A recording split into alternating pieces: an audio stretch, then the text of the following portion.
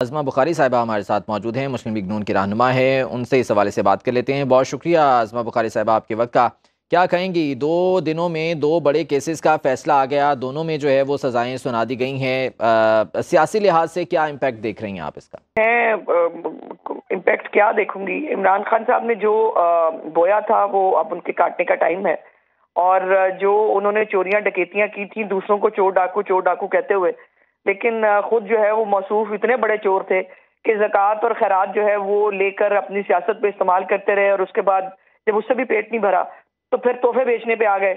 और तोहफे बेचने जैसी छोटी हरकत जो है वो फरमा दी उस लड़के, उस मौसूफ ने, जो कहता था मुझे अल्लाह मियाँ ने सब कुछ दे बैठा है। तो अब ये आपके सामने हकाइक मौजूद हैं कि किस तरह से एक जो सेट है तोहफे का, वो किस तरह से फराह गोगी के जरिए जो है वो कैश में जो है वो बाहर बेचा गया दुबई के अंदर। और फिर वो अभी तो ये केस होना बाकी है कि फराह गोगी जो है मनी लॉन्ड्रिंग करके पाकिस्तान में पैसे लेके आई और कैश लेके आई। अब वो कैश जो है जाहिर है उसने आके इमरान खान को दिया होगा।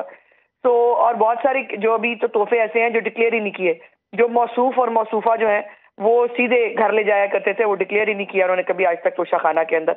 और वो आपको ऑडियो भी याद होगी जिसमें वो बहुत तप रही हैं मुलाजिम के ऊपर कि क्यों तस्वीरें खींची हैं, जो तोहफे आ रहे हैं बस उनको आने दो, उनका रिकॉर्ड नहीं रखना। तो ये जो उन्होंने किया है वो जाहिर है वो इस वक्त काट रहे हैं।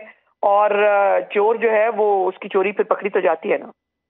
आज़मा साहिबा, एक चीज़ जिस पर हम डिस्कशन भी कर रहे हैं, आपकी राय भी जानना चाहूँगा कि नैरेटिव अब बनाने की कोशिश की जा रही है और पीटीआई ये ट्राई कर रही है कि उन्हें किसी तरह से सिंपथी मिल सके, सिंपथी वोट वो हासिल कर सके। सोशल मीडिया का इस सिलसिले में इस्तेमाल किया जा रहा है। तो किस हद तक जो है वो आप समझती हैं कि पीटीआई कामयाब हो सकती है या नाकाम हो सकती है? क्या नून लीग पे भी इसका कोई इफेक्ट हो सकता है?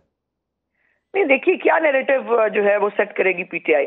मियां नवाज शरीफ साहब को जो है वो इलेक्शन से पहले उनको सजा दी गई, जिसके ऊपर वो डेली अपनी जो है वो भुगते करते थे अपनी पेशियां।